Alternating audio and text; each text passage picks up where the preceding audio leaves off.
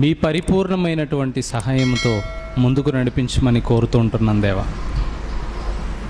కేవలం మా ఆలోచన, మా సొంత తెలివిని ప్రదర్శించకుండా తండ్రి, మీ జ్ఞానముతో, పరిశుద్ధాత్మ సహాయముతో మంచి సంగతులు మీ పిల్లలకు తెలియజేయడానికి తగినటువంటి జ్ఞానమును, వివేచనను దయచేయమని, వింటున్న మీ పిల్లలు అర్థం చేసుకొనగలిగే మనసు, చెప్పనై ఉంటున్న నాకును మరొకసారి మీ వివేచనను అనుగ్రహించమని క్రీస్తు నామమున ఈ ప్రార్థన అడిగి వేడుకుంటున్నాము తండ్రి, ఆమేన్.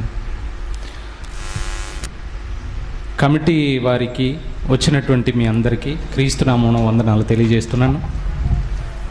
ఈరోజు కూడా యవ్వనుడా నీ పయనము ఎటు, యవ్వనుడా నీ పయనమెటు కరపత్రాల్లో ముద్రించిన ప్రకారముగా ఈ పాఠాన్ని మనం ఆలోచన చేద్దాం. ఈరోజు ఎక్కువ యవనస్తులు పాడైపోవడానికి గల కారణాలు, ఎందుకు యవన సమాజం పాడైపోతుంది, పాడైపోవడానికి గల కారణాలు ఏంటి, బాగుపడాలంటే ఏం చేయాలి, ఈ విషయాలు మనకు కావాలి. కాబట్టి ప్రియులారా, యవన కాలము చాలా ప్రాముఖ్యమైనటువంటి ఆ కాలముగా గుర్తిస్తారు అందరూ కూడా. చిన్నపిల్లల్ని చిన్నపిల్లలతో ఏంటంటారు, వృద్ధులైపోయిన తర్వాత వృద్ధులతో ఏంటంటారు, కానీ యవనస్తులతో ఏంటంటారు అనరు. అంటే అది ప్రాముఖ్యమైనటువంటి దశగా మనం గుర్తించవచ్చు. మరి ఈ యవన కాలములో ఎటువైపు ఈరోజు సమాజం, యవన సమాజం పరుగులు తీస్తుంది, ఏది కొదవైంది, ఏది కావాలి? ఎక్కువ ఈరోజు సమాజాన్ని చూడండి, పాడైపోయిన పిల్లలు చాలామంది కనపడతారండి. బాధేస్తూ ఉంటుంది ప్రేమైన దేవుని వాళ్ళారా, ఎందుకు ఇలా పాడైపోతున్నారు, సమాజం ఎందుకు ఇలా భ్రష్టు పట్టిపోతుంది? విచ్చలవిడిగా ఈరోజు పెరిగిపోతున్నటువంటి న్యూస్ మీడియాలో వస్తున్నటువంటి ఈ సినిమాల ప్రభావం కానీ, ఈ సీరియళ్ళ ప్రభావం కానీ, అలాగే ఈరోజు వార్తా ఛానళ్ళను కూడా వదలట్లేదు. ఏమంటే వార్తలు పెడదామని ఒకసారి వార్తా ఛానల్ ఆన్ చేశారనుకోండి, అంటే దాంట్లో కూడా అశ్లీలమైనటువంటి అడ్వర్టైజ్మెంట్స్ వస్తున్నాయి కదా. ఒకప్పుడు వార్తలు DD1లో, దూరదర్శన్ ఉన్నప్పుడు వార్తలు అంటే ఎంత చక్కగా ఉండేదంటే, అందరూ అక్కడ కూర్చొని గ్రామ పంచాయతీల్లో వార్తలు చూడడానికి కూర్చున్నప్పుడు ఆ గ్రామంలో ఉన్నవారందరూ ఒక దగ్గరకు చేరి కూర్చొని చక్కగా వార్తలు విని ఆ వార్తలను గ్రహిస్తూ బాగా ఉండే పరిస్థితులు పూర్వమే మనకు కనబడ్డాయి తప్ప, ఈరోజు మాత్రం వార్తలు చూడండి, వార్తల్లో కూడా ఈ అశ్లీలం అనేది వదలట్లేదు ప్రియులారా. దీన్ని బట్టి యవన కాలములో ఉన్నటువంటి పిల్లల మీద ఎంత ప్రభావం పడుతుంది, యవన కాలములో ఉన్నటువంటి పిల్లల మీద ఆ టీవీలు, సీరియళ్ళు, ఈ సినిమాలు, ఈ పోస్టర్లు, వీటన్నిటి వలన ఎంత ప్రభావం పడుతుంది అంటే, ఈరోజు కన్న పిల్లల్ని కాపాడుకోవడం ఒక సవాలుగా మారింది తల్లిదండ్రులకి. ఎలా కాపాడుకోవాలో అర్థం కాలేని పరిస్థితిలో తల్లిదండ్రులు ఉన్నారు ప్రియులారా. కాబట్టి దేవుడు చెప్పిన మాటల్లో కొన్నిటిని మనం జాగ్రత్తగా ఈరోజు ఆలోచన చేద్దాం. కీర్తనల గ్రంథము 119వ అధ్యాయము 9వ వచనం చూడండి ప్రియులారా. మనందరికీ తెలిసిన మాట చూడండి ఒకసారి. యవనస్తులు దేని చేత తమ నడతను శుద్ధిపరచుకొందురు, నీ వాక్యమును బట్టి నీ వాక్యమును బట్టి దాన్ని జాగ్రత్తగా చూచుకొనుట చేతనే కదా. చూసారా? మళ్ళీ చదవండి ఆ మాట. యవనులు దేని చేత తమ నడత శుద్ధిపరచుకొందురు? నీ వాక్యమును బట్టి. దానిని ఎలా చూసుకోవాలట? జాగ్రత్తగా చూసుకోవాలి. ఏమండి, ఈరోజు క్రైస్తవులైనటువంటి వారిలో జాగ్రత్తగా చూసుకునే పిల్లలు ఉన్నారా? లోకములో ఉన్నవారు చూడనే చూడరు. పోనీ దేవునిలో ఉన్న పిల్లలనైనా వాక్యం చూడండి రా అని చెప్పే తల్లిదండ్రులు ఉన్నారా? కనబడతారండి? అసలు కనబడతారా? వాక్యాన్ని జాగ్రత్తగా చూడాలని బైబిల్లో దేవుడు అంటే, ఈరోజు సెల్ ఫోన్ని మాత్రం జాగ్రత్తగా చూస్తూ ఉంటారు. చూసారా? ఈరోజు సెల్ ఫోన్ అయితే జాగ్రత్తగా చూస్తూ ఉంటారు. మెసేజ్ ఎక్కడి నుండి వచ్చింది, ఎక్కడికి పంపాలి, ఎవరు చెప్పారు, లైకులు ఎన్ని, షేర్లు ఎన్ని. చూసారా? సెల్ ఫోన్ను కాదు జాగ్రత్తగా చూసుకునేది, దేవుని వాక్యాన్ని జాగ్రత్తగా చూసుకోవాలి. యవన కాలంలో ఆ నడత మీన్స్ అర్థం ఏంటంటే, నడత అంటే అర్థం ఏంటి? ప్రవర్తించే విధానం. ఆ నడత ఎలా ఉంది, ఎలా నడుచుకుంటున్నారు, ఇదంతా మనకు తెలియాలంటే ఎక్కడ చూసి నడవాలంటున్నాడో చూసారా? ఎక్కడ చూసి నడవాలి? వాక్యాన్ని చూసి నడవాలి. రోడ్డు మీద వెళ్ళేటప్పుడు సిగ్నల్స్ చూస్తావు కదా? రోడ్డు మీద వెళ్ళేటప్పుడు సిగ్నల్స్ చూడాలి. మరి బ్రతుకులో నువ్వు నడుస్తున్నప్పుడు, జీవితంలో నువ్వు నడుస్తున్నప్పుడు వాక్యాన్ని చూసి నడవాలి. వాక్యాన్ని చూసి నీ అడుగులు వేయాలి. వాక్యాన్ని బట్టి నీ అడుగులు ఒక్కొక్కటి పడాలి. వాక్యాన్ని దాటి పడుతున్నాయా? వాక్యాన్ని దాటకుండా ఏమంటే వాక్యానికి లోబడుతున్నావా?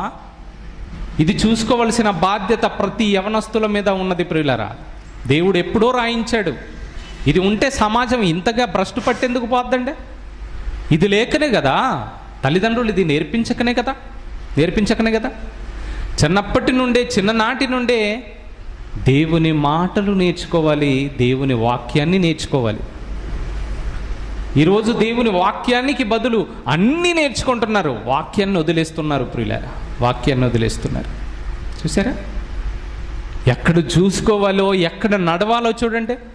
బైబులు తీసి ఉదయ కాలమే గంటలు బైబులు చూసి, బైబులు ధ్యానించి మన ప్రవర్తనను సరిదిద్దుకోవాలి ప్రియులారా, సరిదిద్దుకోవాలి. ఈ ప్రవర్తనను సరిదిద్దుకోకపోతే, ఏమండి, జాగ్రత్తగా చూసుకోనకపోతే మన నడత శుద్ధిపరచుకోలేం. చూసారా? మంచి మాట. యవనస్తులు చదవండి. దేనిని బట్టి, దేని చేత, చూసారా? దేని చేత తమ నడత శుద్ధిపరచుకొందరు? నీ వాక్యమును బట్టి. జాగ్రత్తగా చూడు వాక్యాన్ని. జాగ్రత్తగా చూసిన వాక్యాన్ని నీ హృదయంలో పెట్టుకో. నీ హృదయంలో పెట్టుకున్న తర్వాత వాటి ప్రకారంగా జీవించు. నీ హృదయములో వాటిని ఉంచుకొని ఆ తర్వాత ప్రవర్తించు. ఎందుకు చూడమన్నాడో తెలుసా? ఫస్ట్ చూడు, తర్వాత నేర్చుకో. ఆ తర్వాత నీ హృదయం అనే పలక మీద రాసుకున్న తర్వాత అప్పుడు నువ్వు ప్రవర్తనలోనికి వెళ్ళు, అప్పుడు సమాజంలోనికి వెళ్ళు. నువ్వు ఎక్కడికి వెళ్ళినా నువ్వు బాగుండాలంటే ముందు వాక్యం నీ హృదయంలో ఉండాలి.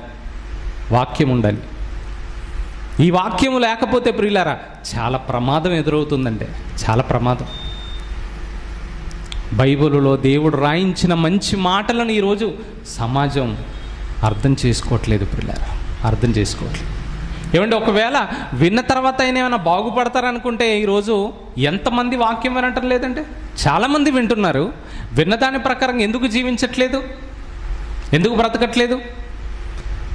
మాకేమనిపిస్తుందో తెలుసా? వాక్యాన్ని చెబుతున్నా, వింటున్నా, మళ్ళీ దాటుతున్నారంటే ఖచ్చితంగా నరకానికి దగ్గర అయిపోతున్నాడని మాకు అర్థమైపోతూ ఉంటుంది ప్రియులారా.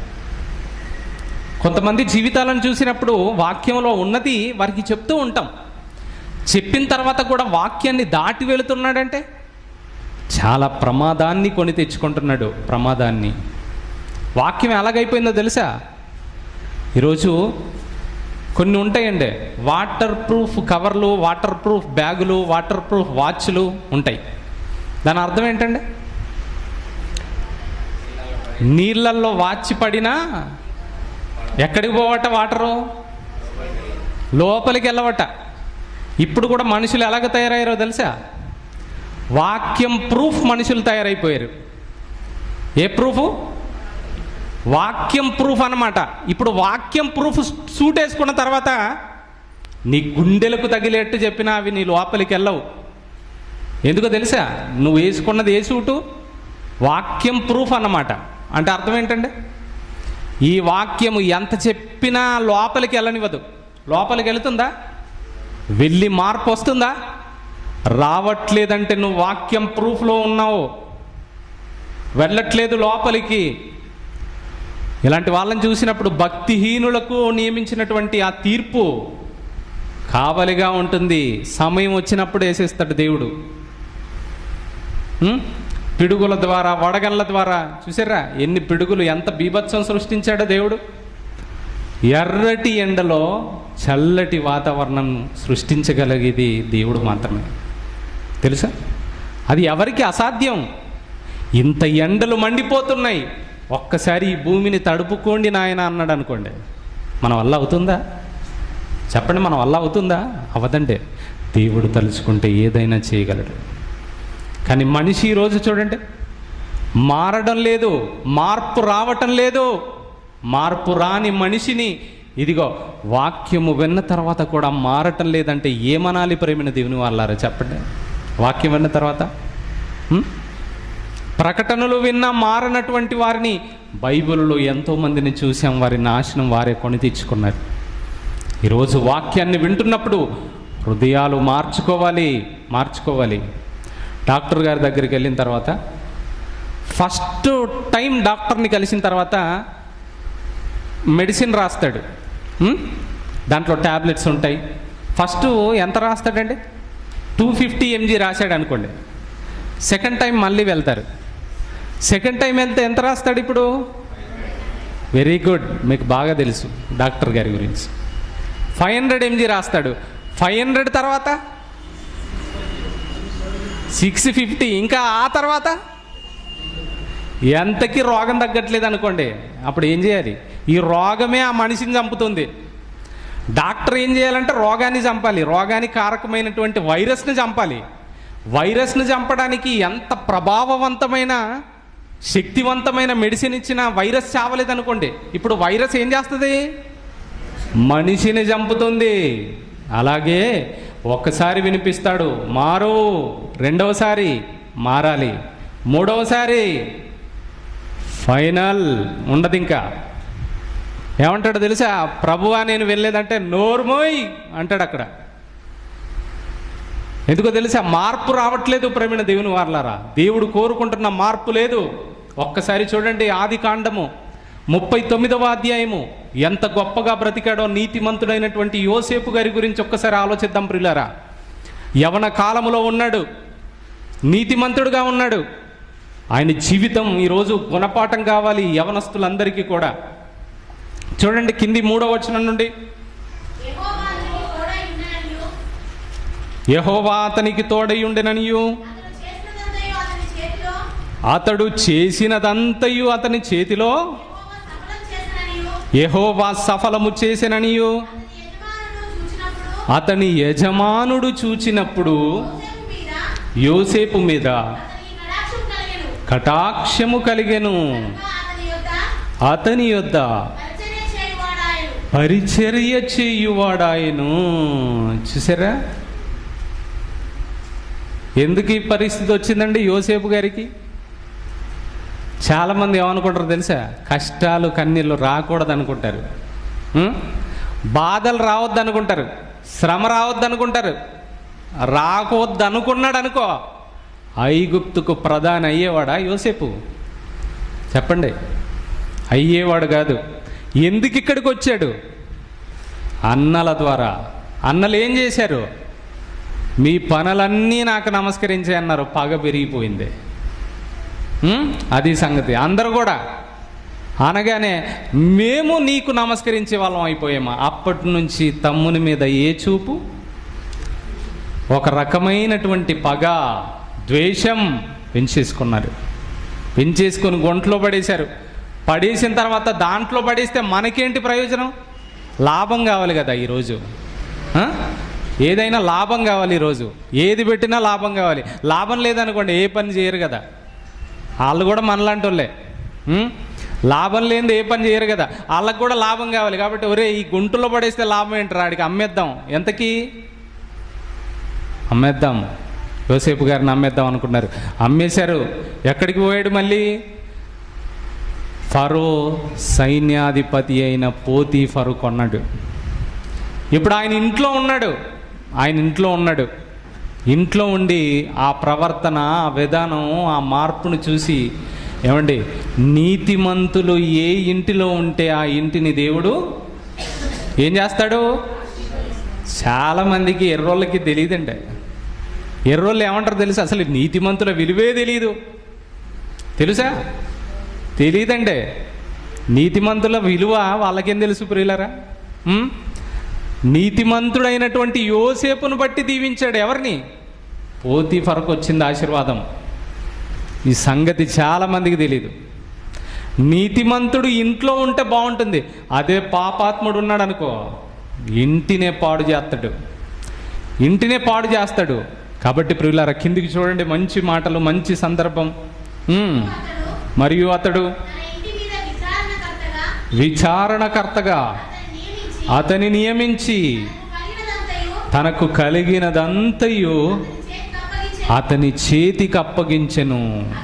అతడు ఇంటి మీదను కలిగినదంతటి మీదను కాలము మొదలుకొని యోసేపు నిమిత్తము ఆ ఐగుప్తీని ఇంటిని ఆశీర్వదించెను. యెహోవా ఆశీర్వాదము ఇంటిలోనేమి పొలములోనేమి అతని కలిగిన సమస్తం మీదను ఉండెను. తనకు కలిగినదంతయు యోసేపు చేతికి అప్పగించి, ఒక్క తినడం తప్ప అసలు ఇంట్లో ఏముందో ఏం లేదో అసలు ఆ విచారణే లేదంట. చూసారా? మొత్తం అప్పగించేశాడండి. టోటల్గా ఇంటినంతా అప్పగించేశాడు. ఎవరికి? యోసేపు గారికి. అప్పగించేసి ఏముందో తెలియదు, ఏం లేదో తెలియదు, పొలములోనేమి బయటనేమి అంతటా, ఇంటిలో పొలంలో అంతటా ఆశీర్వదిస్తున్నాడు దేవుడు. అంతటా ఆశీర్వదిస్తున్నాడు. ఆ కాలములో ఒకానొక సంఘటన మళ్ళీ జరిగింది, ప్రారంభమవుతుంది. యవన కాలములో ఉన్నవారికి యోసేపు పాఠం, గుణపాఠం. నేను ఉండలేనండి, నాకు శాత కాదండి, ఇలాంటి మాటలు మాట్లాడేవాడు పిరికివాడు. తెలుసా?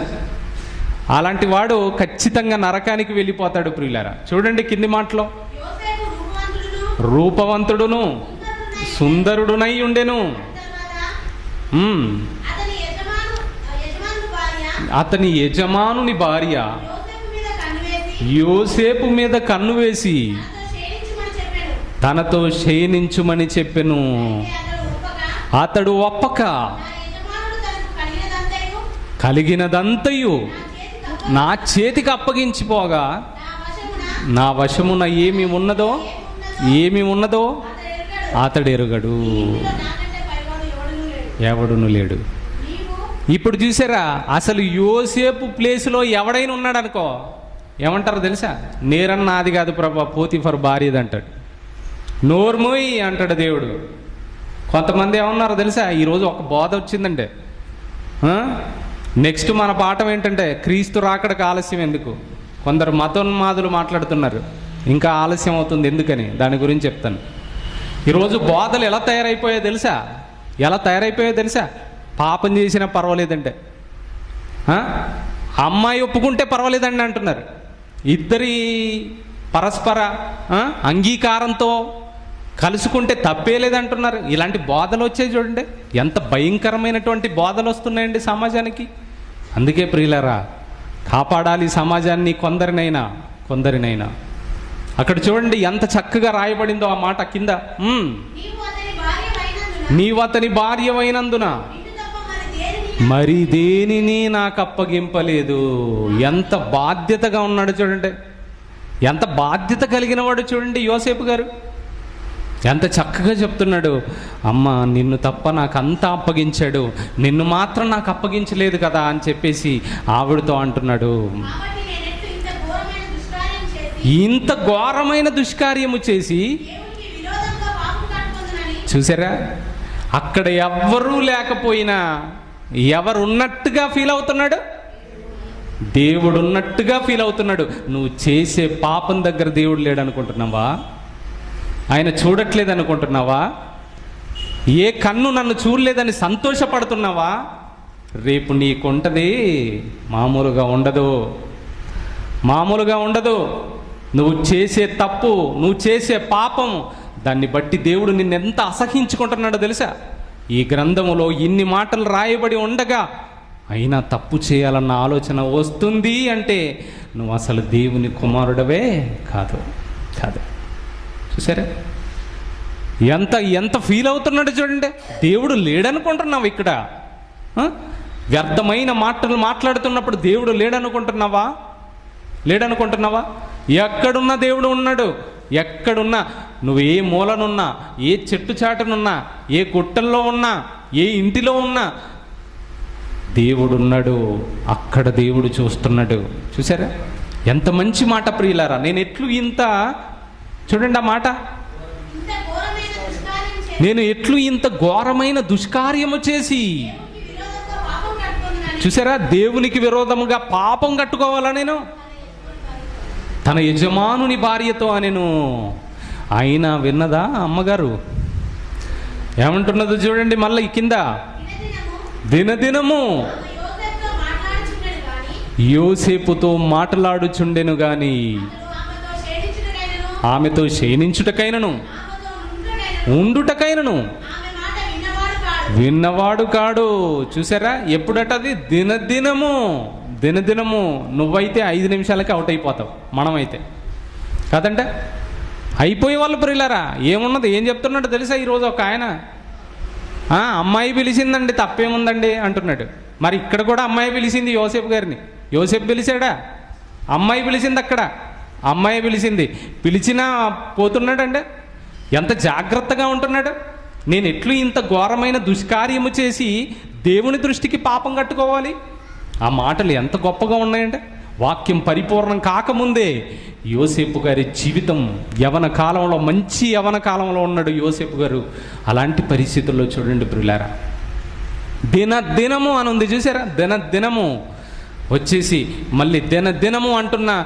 ఏ దినాన్న కూడా తప్పు చేయడానికి ఒప్పుకొని నీతిమంతుడుగా మనకు కనబడుతున్నాడు యోసేపు గారు. యోసేపు గారు చూసారా, ఈరోజండి సమాజం ఎక్కడ పడిపోతున్నారండి ఎక్కువగా? అమ్మాయి దగ్గర కాదా ప్రియమైన దేవుని వాళ్ళారా చెప్పండి? అమ్మాయి దగ్గర కాదా? 12 దాటితే లవ్వా, 15 దాటితే లవ్. చూసారా, బస్సులో వస్తుంటే కూడా పాటేసాడు. బస్సులో కూడా పాటలే. ఎక్కడికి వెళ్ళినా నన్ను ప్రేమించే మగవాడివి నువ్వేనట, నిన్ను చంపేది కూడా వాడే. అప్పుడు నువ్వేం పాడుకోవాలో తెలుసా? నన్ను ఉరివేసే మగవాడివి నువ్వేనని నాకు అనిపించింది, నమ్మకం కుదిరిందని పాడుకోవాలి నువ్వు. తెలుసా, ప్రేమించిన తర్వాత ఉండేదేంటి? ఇంకా అబ్బాయి దక్కకపోతే ఆత్మహత్య, అమ్మాయి దక్కకపోతే ఆత్మహత్య. హృదయం నీ చుట్టే తిరుగుతుంది. ఇవన్నీ పాటలు ఏంటండి? చూసారా, కవిత్వాలు, లవ్వులు, ప్రేమలు, ఇవన్నీ వ్యవస్థ సర్వనాశనం అయిపోవడానికి కారణం అయిపోయింది ప్రియులారా. దేవుని మాటలు చూడండి, వాక్యాన్ని చూడండి ఒకసారి. యోసేపు గారి జీవితాన్ని మన కళ్ళ ముందు దేవుడు ఎందుకు పెట్టాడు? ఏ పరిస్థితుల్లోనైనా నువ్వు అలాగుంటావని కదా, అలాగుంటావని కదా. మరి అలాగుండకుండా ఇంకెలాగో ఉంటున్నావు ఎందుకు?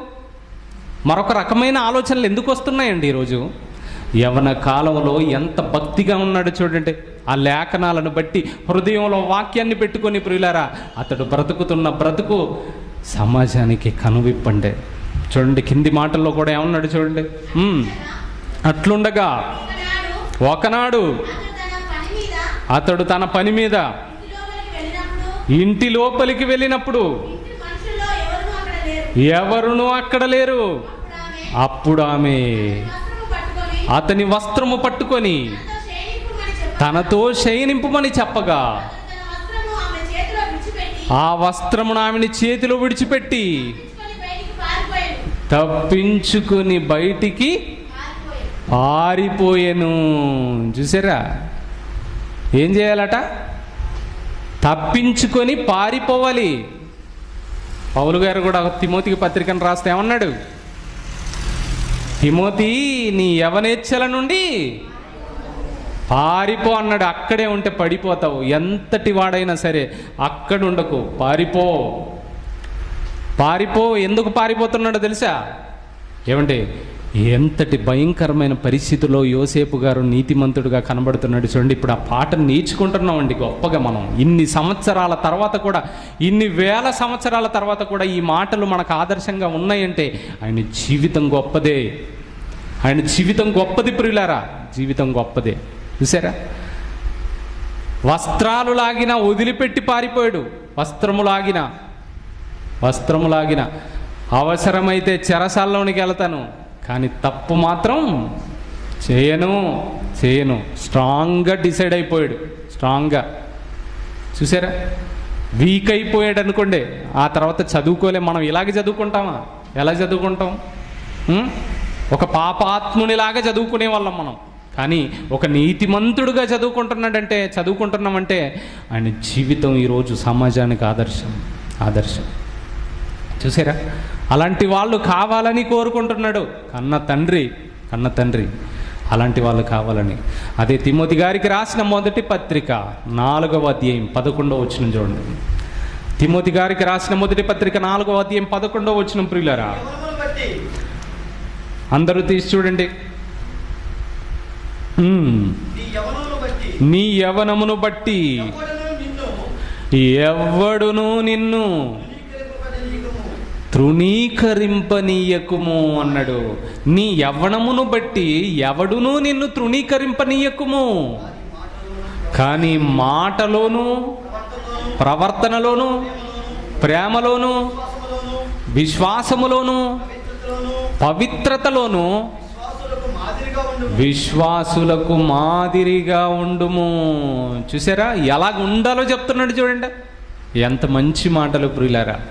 ఏమండి, ఈరోజు ఈ సమాజాన్ని యవనస్తులుగా ఉన్నటువంటి వారిని బాగు చేసే మాటలు ప్రియులారా, బాగు చేసే మాటలు. బానిసైపోతున్నారు ఈరోజు మద్యానికి. యవన కాలంలో బానిసైపోతున్నారు ఈరోజు. అమ్మాయిలకి ప్రేమలో పడి బానిసలుగా మారిపోతున్నారు ఈరోజు. ఎంతోమంది సిగరెట్లకని, గుట్కాలకని, ఖైనీలకని ఎంతమంది లేరండి ఈరోజు. యవన కాలంలో పాడైపోతున్నవారు చాలామంది ఉన్నారు ప్రియులారా, చాలామంది ఉన్నారు. చూడండి, ఈ దేంట్లో ఉండాలట? బాగుండాలట. ఈ యవనమును బట్టి ఎవడును నిన్ను తృణీకరింపనీయకు. నీ యవనాన్ని బట్టి నీ మీద ఎవడు నింద వేయడానికి వీల్లేదు. యవన కాలంలో అలా చేశాడు, ఇలా చేశాడంటే అవమానం ఎవరికి? దేవుడికి అయ్యే అవమానం. దేవుడికి అవమానం చేతగాదా? వదిలిపెట్టు, బైబిల్ వదిలిపెట్టు, కానీ దేవుడికి అవమానం తీసుకురాకు. అది ఎన్నటికీ పోదు. చిరకాలం అలాగే ఉంటుంది. అది నీకు ఒక ముద్ర, అదొక ముద్ర. ఆ ముద్ర పడ్డ తర్వాత నిన్నెవడు నమ్మడు. ఆ తర్వాత నీ జీవితమే పతనమైపోతుంది. ఆ తర్వాత నీ యవన దశ, ఆ తర్వాత పాడైపోయి పాతాళానికి దగ్గరైపోతారు ప్రియులారా. చూసారా, మాటలో బాగుండాలంటున్నాడు. ఇంకా దేనిలో ఉండాలట? ప్రవర్తనలోను అన్నాడు. మంచి ప్రవర్తన, యథార్థవంతమైన ప్రవర్తన, ఒక యోసేపు గారి లాంటి ప్రవర్తన. ఆ ప్రవర్తన కావాలి దేవుడికి. ఆ ప్రవర్తన మనలో ఉందా? ఆ ప్రవర్తన నీలో ఉందా? దేవుడు అడుగుతున్నాడు ప్రియులారా. మాటలో చక్కగా మాట్లాడు. ప్రవర్తన, మంచి ప్రవర్తన కలిగి ఉండాలి. ఇంకేమన్నాడు? ప్రేమలోను, విశ్వాసములోను, ఇంకేమన్నాడు? పవిత్రత. చూసారా, పవిత్రత లేకుండా నువ్వు ప్రభు పని చేయలేవు. ఏమంటే, ప్రభు వాడుకోవడానికి కావలసిందే పవిత్రత. ఫస్ట్ ఉండవలసింది. ఉండకపోతే నేను ఎలా వాడుకుంటాడు? ఎలా వాడుకుంటాడండి? పాపాత్ముల్ని వాడుకోడంటే దేవుడు. మీరు ఎప్పుడైనా గమనించండి. అంటే పాపము చేసి ఈరోజు పాపంలో పడిపోయి పాపాత్ములుగా ఉన్నవారిని దేవుడు ఎప్పుడు వాడుకోడు ప్రియులారా. పవిత్రత కావాలి దేవుడికి. ఒక ఉన్నతమైన స్థానంలో నిలబడాలంటే ఖచ్చితంగా నువ్వు పవిత్రంగా ఉండాలి. చూసారా, యవన కాలంలో ఎక్కువగా ఈరోజు ఆలోచనలు చూడండి. వారి విధానాలు, వారి అలవాట్లు ఏ తల్లిదండ్రులైనా గమనిస్తున్నారా? ఏ తల్లిదండ్రులైనా ఆలోచిస్తున్నారా ప్రియులారా? దేవుడి మాటలు చూడండి, మంచి మాటలు నేర్పి మంచి ప్రవర్తనతో మంచి దుస్తులు పిల్లలకు కడుతున్నారా? వేస్తున్నారండి? ఈరోజు తల్లిదండ్రులైన వారు ఏం గమనించాలి? నా పిల్లలు ఎలా ఉంటున్నారు, బట్టల విషయంలో ఎలా ఉంటున్నారు, దుస్తుల విషయంలో శ్రద్ధ తీసుకోండి. అరకొరగా సగం బట్టలు వేసి పంపిస్తున్నారు కాలేజీలకి, కళాశాలలకి. ఏమండి, మా వరంగల్లో నిట్ కళాశాల ఒకటి ఉందండి. అక్కడ సెక్యూరిటీ గార్డు ఒక తమ్ముడు ఉంటాడు. ఆ తమ్ముడు ఏమన్నాడు తెలుసా? అన్న, నేను సెక్యూరిటీ డ్యూటీ మానేద్దాం అనుకుంటున్నాను అన్నాడు. ఎందుకు తమ్ముడు అని అంటే, ఆ చండాలమైన బట్టలు వేసుకొని వస్తున్నారన్న కాలేజీకి, నేను చూడలేకపోతున్నాను, మానేస్తానన్నా అంటున్నాడు. ఎందుకు కారణం? వాళ్ళ తల్లిదండ్రులకు ఉండాలి ప్రేమైన దేవుని వాళ్ళ. ఇలాంటి బట్టలు వేస్తే యాసిడ్ పోయాక ఇంకేం పోతారో చెప్పండి. ఆ బట్టలు వేసి తల్లిదండ్రులే కదా పిల్లల్ని పాడు చేసేది. అవయవాలు కనబడేటట్టుగానా బట్టలు వేసుకునేది? ఎంత చక్కగా దేవుడు నేర్పించాడు బట్టలు వేసుకోమని. జాగ్రత్తగా ఉండాలి తల్లిదండ్రులైన వారు పిల్లల విషయంలో. ప్రియులారా, చూసారా వారు ఏం చేస్తున్నారు? వారు చదువుకుంటున్నారు, ఆ కళాశాలకు వెళుతున్నారు. వారిని గమనించాలి. యవ్వన కాలం రాగానే, ఏమంటే 10th అయిపోగానే వాళ్ళకొక కంప్యూటరు, లేదంటే వాళ్ళకొక ల్యాప్టాపు ఇవి కొనిచ్చి వాడికి ఒక గది ఏర్పాటు చేస్తే వాడు పాడైపోకుండా ఎలా బాగుంటాడు చెప్పండి? పాడైపోవడానికి అది జాలదా? అందుకే యవ్వన కాలంలో ఉన్నప్పుడు హాల్లో పెట్టండి, ల్యాప్టాప్ హాల్లో ఉండాలి, అందరూ తిరుగుతున్న హాల్లో ఉండాలి. సపరేట్గా గది ఏర్పాటు చేసి వెళ్ళరా నాయన అంటే వాడు చూడకూడనివి చూసి ఏమండి పాడైపోయిన వాళ్ళు చాలామంది ఉన్నారు. కాబట్టి ప్రియులారా, వద్దు. ఇలాంటి పరిస్థితులు తల్లిదండ్రులు గమనించాలి. వారు కేర్ తీసుకోవాలి, పిల్లల పట్ల కేర్ తీసుకోవాలి. అందుకే దేవుడు ఎంత మంచి మాటలు రాయిస్తున్నాడు చూడండి. ఈ మాటలు నేర్చుకోవాలని పవిత్రతలోను, ఇంకేమన్నాడు? విశ్వాసములోను. విశ్వాసులకు ఎలాగుండాలట? మాదిరిగా ఉండు అంటున్నాడు. చూసారా? మాదిరిగా ఉండు. మాదిరికరమైన జీవితం ఉండుందా ప్రియులారా? ఏమంటే ఈరోజు మనం ఉన్నాం అనుకోండి, మన పరిసరాల్లో మన చుట్టూ తిరిగే వాళ్ళు ఉంటారు, మన చుట్టూ తిరుగుతూ మనల్ని అనుసరిస్తూ ఉన్న వాళ్ళు ఉంటారు. వాళ్ళు ఏమనుకుంటారంటే మన ప్రవర్తన బాగుంటే మనలాగా ఉండడానికి ప్రయత్నం చేస్తారు. ఇప్పుడు మన ప్రవర్తన బాలేదనుకోండి, మన విధానం బాలేదు, మన నడత బాలేదు, మన జీవితమే బాలేదు, అప్పుడు మనల్ని ఇంకోడు అనుసరిస్తాడా? అనుసరించడానికి ఉండదు. మాదిరికరంగా ఉండమన్నాడు. మాదిరికరంగా నిన్ను చూసి నలుగురు నేర్చుకోవాలి. నీ ప్రవర్తనే బాలేకపోతే నలుగురు కూడా ఏమైపోతారు? పాడైపోతారు ప్రియులారా, పాడైపోతారు. కాబట్టి ఒకటే, దేవుడు చెప్పిన మాటల్లో ఏది విడిచిపెట్టద్దు. ఎంత మంచి మాటలు దేవుడు రాయించాడో తెలుసా? ఎంత మంచి మాటలు. ఎక్కువ మంది ఈరోజు పాడైపోయేది ఎక్కడో తెలుసా? ఎక్కడా? అమ్మాయి దగ్గరే. యోసేపు గారంటే పడిపోలేదు, న్యాయంగా యథార్థంగా ఉన్నాడు. కానీ పడిపోయిన ఒక ఆయన్ని చూపిస్తాను ఇప్పుడు మీకు. మనందరికీ తెలుసా తెలీదా? తెలుసు, అందరికీ తెలుసు. ఎక్కడ పడిపోయాడు చూద్దాం ఇప్పుడు ఒక్కసారి. న్యాయాధిపతుల గ్రంథము 16వ అధ్యాయం చూడండి ఒకసారి.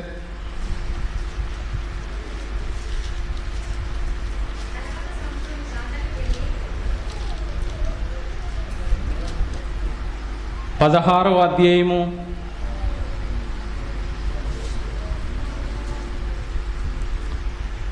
1వ వచనం చూడండి. సంసోను గాజాకు వెళ్ళి 4వ వచనం నుండి, పిమ్మట అతడు షోరేకు లోయలోనున్న దెలీలాను స్త్రీని మోహింపగా. ఏ స్త్రీని మోహించాడట? దెలీలా అంటే అర్థం ఏంటో తెలుసా? వగలాడి అని అర్థం అన్నమాట. దెలీలాను మోహించాడు. దెలీలాను ఎవరు కావాలట ఈయనకి? అప్పటికే ఫిలిస్తీయుల పాప వద్దురా నాయన అని చెప్పి తల్లిదండ్రులు అంటున్నా వినలేదు. ఏదో సరే దేవుడు ఏదో ఒక రకంగా ఫిలిస్తీయులను నాశనం చేయడానికి మరి వాడుకుంటున్నాడు అనుకున్నారు. ఆ తర్వాత మళ్ళీ నెమ్మదిగా దెలీలా దగ్గరకు వచ్చేసాడు. వచ్చిన తర్వాత ఏం జరిగిందండి? ఆమె యొద్దకు వచ్చి నీవతని లాలన చేసి ఏం చేయాలట? లాలన చేసి అతని గొప్ప బలము దేనిలోనున్నదో ఎలాగూ గెలవాలో తెలుసుకో. మేము అతన్ని బంధించి గర్వమును అనుపుదుము, అప్పుడు మాలో ప్రతివాడును 1,100 వెండి నాణెములు నీకు ఇచ్చేదమని చెప్పిరి. కాబట్టి దెలీలా, మహాబలము దేనిలోనున్నదో, దేని చేత కట్టి బంధింపవచ్చునో నాకు దయచేసి తెలుపుమని సంసోనుతోననగా. చూసారా, అక్కడ ఒప్పందం కుదిరింది, ఇక్కడ ప్రారంభమైంది కదా. ఒక్కొక్కడు ఎంత ఇస్తాడట? 1,100 వెండి నాణెములు ఒక్కడిస్తాడట. అంటే ఒక్కడు ఎంతమంది ఉన్నారో అంతమంది అన్ని వెండి నాణాలు ఇస్తారు. మరి ఇక వెండి నాణాలకి ఈవిడ ఆశపడ్డది. ఆ తర్వాత సంసోన్ని అడుగుతా ఉన్నది, దేని చేత చెప్పవా అని అడుగుతా ఉన్నది. మళ్ళీ అడిగిన తర్వాత ఒకటి చెప్పాడు, ఆ తర్వాత మళ్ళీ అడిగిందండి. ఏమని చెప్పాడండి అప్పుడు? 7 నిర్వంజ చువ్వలతో నన్ను బంధించిరేళ్ళ, నేను బలహీనుడైన ఈ సామాన్య మనుషుల్లో ఒకని వలన అవుతుందని ఆమెతో చెప్పాను. ఫిలిస్తీయుల సర్దారులు 7 నిర్వంజ చువ్వలను ఆమె యొద్దకు తీసుకొని రాగా ఆమె వాటితో అతన్ని బంధించెను. మాటల నుండి వారు ఆమెతో అంతఃపురంలో దిగి ఉండరు గనక ఆమె సంసోను ఫిలిస్తీయుల నీ మీద పడుచున్నారని అతనితో అనగా అతడు అగ్ని తలిగిన నూలు రీతిగా తడపలను తెంపెను గనక అతని బలము తెలియబడలేదు. చూసారా, 7 నిర్వంజ చువ్వలతో బంధిస్తే బందీని అయిపోతానన్నాడు, అయినా బందీ అవ్వలేదు. అంటే మళ్ళీ అడుగుతుందండి. మళ్ళీ ఏమడిగింది చూడండి. ఎగతాళి చేసి నాతో అబద్ధం ఆడితివి, దేని చేత బంధింపవచ్చునో దయచేసి నాకు తెలుపమని సంసోనుతో చెప్పగా, పేనిన తర్వాత పనికి పెట్టని కొత్త తాళ్లతో నన్ను బాగుగా బంధించినట్లా నేను బలహీనుడనైపోతాను అన్నాడు. అప్పుడు కూడా ఆ తాళ్ళను ఎలా తెంపాడట? ఫిలిస్తీయులు నీ మీద పడుచున్నారని అతనితో అనను. అప్పుడు మాటల నుండి వారు అంతఃపురంలో నుండి అతడు తన చేతుల మీద నుండి నూలు పోగులను వలె ఆ తాళ్ళు తెంపేశాడు. పేనినటువంటి కొత్త తాళ్ళు, పనికి పెట్టని కొత్త తాళ్ళు అన్నాడు, ఆ తాళ్ళు కూడా తెంపేశాడు. ఈ తాళ్ళు అయిపోయాయి, ఆ చువ్వలు అయిపోయి ఆ తర్వాత ఏం జరిగిందంటే కింద ఎగతాళి చేసిన ఆదో అబద్ధములు ఆడితివి, నిన్ను దేని వలన బంధింపవచ్చునో నాకు తెలుపమని సంసోనుతో చెప్పగా, సరి అని ఆమెతో చెప్పాను. సంసోను ఫిలిస్తీయులు నీ మీద పడుచున్నారని అతనితో చెప్పినప్పుడు అతడు నిద్ర మేలుకొని మగ్గపు మేకును నేతను ఊడదీసుకొని పోయాను. అప్పుడు ఆమె, నా యందు నీకు ఇష్టము లేనప్పుడు నేను నిన్ను ప్రేమించుచున్నానని నీవెందుకు చెప్పుచున్నావు? ఎందుకు 3 సార్లు చదివించానో తెలుసా? 3 సార్లు ఈవిడ అడుగుతుందంటే ఖచ్చితంగా ఏదో ప్లాన్ ఉందని తెలుసుకోవాలా వద్దా? సంసోను గారు తెలుసుకోవాలా వద్దా? తెలియట్లేదంటే అర్థం ఏంటంటే మన వాళ్ళు అంటారు కదా, దేనిలో పడ్డాడట?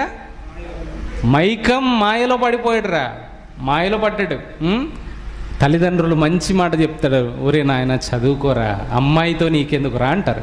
వింటాడా? ఎందుకు వినడు? అమ్మాయి మాయలో పడ్డాడు గనక కదా. అమ్మాయి మాయలో పడ్డవాడు ఏం వింటాడు చెప్పండి?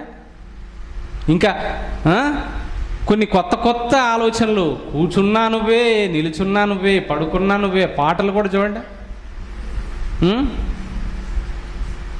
ఎక్కడ ఉన్నా నీతోటే నేను ఉన్నట్టుందనే పాటలు వింటూ కూడా చచ్చిపోతున్నారు. నిన్న ఒక ఆయన హెడ్ ఫోన్స్ పెట్టుకొని పాటలు వింటున్నాడట. ఏం పాటలు అనుకుంటున్నారు? హల్లెలూయా స్తుతి మహిమ కాదండి, కాదు. ఏ పాటలు? అన్నీ బుద్ధిహీనుల పాటలు. ఆ పాటలు వింటూ అలాగే ఏమైపోయాడంటే షార్ట్ సర్క్యూట్ అయింది, చచ్చిపోయాడు. తెల్లారు లేవగానే లేడు. ఇంకా ఛార్జింగ్ పెట్టి పాటలు వినాలనుకుంటున్నారా? ఖచ్చితంగా ప్రాణాల మీద ఆశలు వదులుకోవాల్సిందే. ఎందుకో తెలిసే, అసలే పరిస్థితులు బాగాలేవు, వాతావరణం బాగాలేదు, కరెంట్ వస్తూ పోతూ ఉంది. అలాంటప్పుడు షార్ట్ సర్క్యూట్ అయిపోయింది, తెల్లవారేలోగా చచ్చిపోయాడు. చూసారా? ఛార్జింగ్ పెట్టి ఫోన్లో మాట్లాడడం, ఛార్జింగ్ పెట్టి పాటలు వినడం, ఛార్జింగ్ పెట్టి అమ్మాయిలతో మాట్లాడడం చేసేవనుకో, అదే ఆఖరి రోజు అనుకోవాలి. అది సంగతి. కాబట్టి ఇప్పుడు సంసోను ఏమంటున్నాడట? నన్ను ఎగతాళి చేసి నన్ను ప్రేమిస్తున్నాను అంటున్నావా? అసలు ఈ ప్రేమ నిజమేనా? అలాంటప్పుడు నన్ను ప్రేమిస్తున్నానని చెప్పుట ఎందుకు అనగానే అప్పుడు ఏం జరిగింది చూడండి. అనుదినమును బాధించి తొందర పెట్టుచున్నందున ఏమైపోయిందట? ప్రాణము విసిగి చావగోరెను. అమ్మాయిల దగ్గరికి వెళ్ళకరా నాయన అంటారు కదా. ప్రాణము విసిగి చచ్చిపోతావు. సొలొమోను అంతటోడే ఇంకా బతుకుడ కంటే చచ్చుట మేలన్నాడు వాళ్ళతో తట్టుకోలేక. ఆయన కంటే నువ్వు గొప్పోడివా చెప్పండి? వెళ్ళొద్దన్నాడంటే ఒక మంచి మాట చూసుకొని ఇక్కడికి వచ్చేద్దాం. చూడండి సామెతల గ్రంథము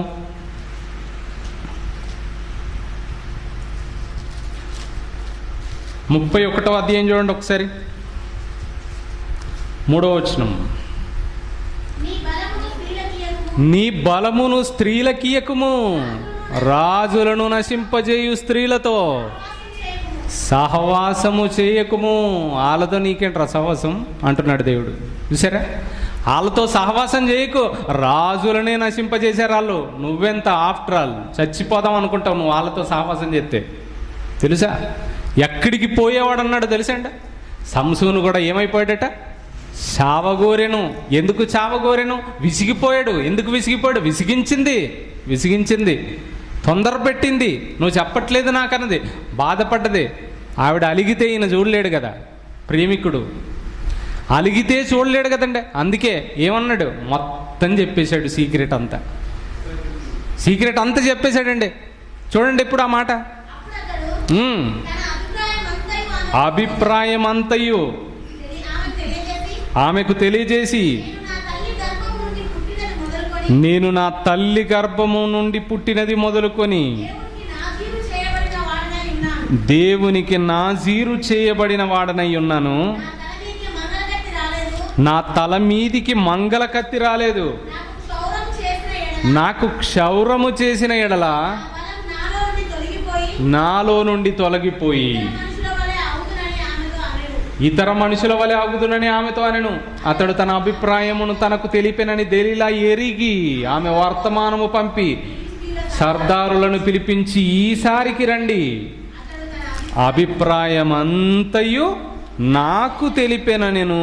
ఫిలిష్తీయుల సర్దారులు రూపాయలను చేతపట్టుకొని ఆమె యుద్ధకు రాగా ఆమె తన తొడ మీద అతని నిద్రపుచ్చి ఒక మనుష్యుని పిలిపించి అతని తల మీద 7 జడలను క్షౌరము చేయించి అతని బాధించుటకు మొదలు పెట్టెను. అప్పుడు అతనిలో నుండి బలము తొలగిపోయెను. ఆమె, సంసోను నీ మీద పడుచున్నారనగా అతడు నిద్ర మేలుకొని ఎప్పటి అట్లు నేను బయలుదేరి విడజిమ్మదననుకొనెను. ఏమనుకున్నాడట? ఎప్పటి అట్లు విడజిమ్మదని అనుకోనేను. కానీ ఏమైపోయాడండి? దేవుడు ఎడబాసెను. దేవుడు ఎప్పుడు ఎడబాస్తున్నాడు? అర్థమైందా? మంచిగా ఆలోచించండి ఒకసారి. ఎప్పుడు దేవుడు ఎడబాస్తున్నాడు? ఎప్పుడు ఎడబాస్తున్నాడు? పాపం చేసినప్పుడు. పాపం ఎప్పుడు ఆజ్ఞాతికరమైన పాపం.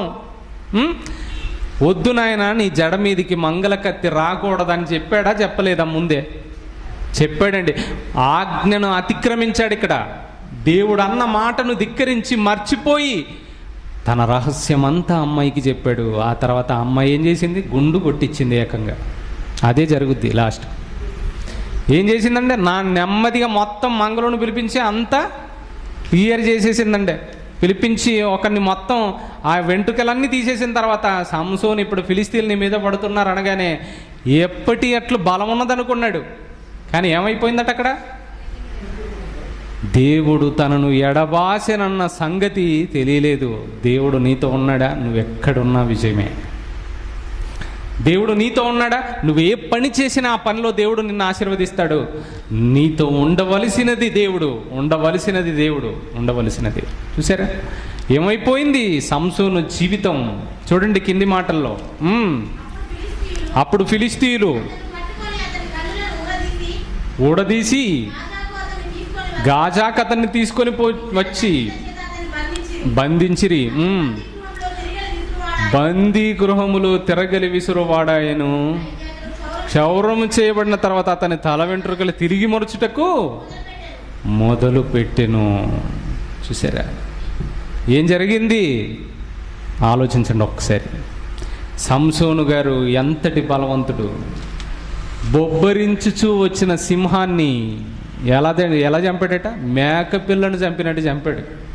అంతటి బలవంతుడు ఏమైపోయాడు? తిరగలి విసురుతున్నాడు. తిరగలి విసిరే గతి నీకెందుకు వచ్చిందయ్యా బాబు? అమ్మాయిల దగ్గరికి వెళ్ళొద్దు. వెళ్ళావా అయిపోయినట్టే.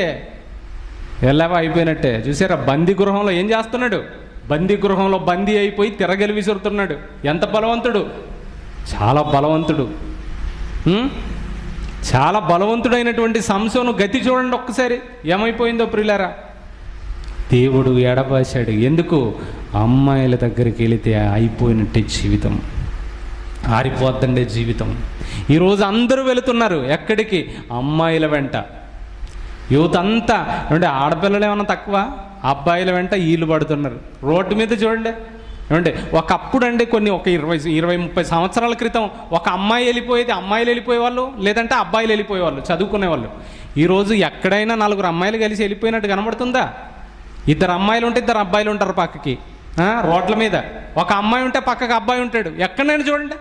ఇది ఏమైపోయిందంటే సహజీవనం, ఆ తర్వాత సర్వనాశనం.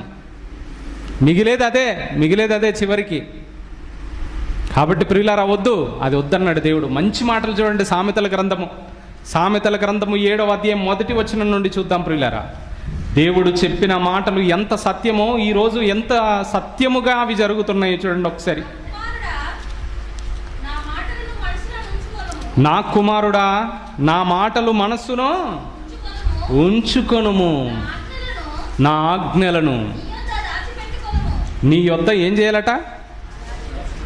దాచిపెట్టుకొనుము. చూసారా?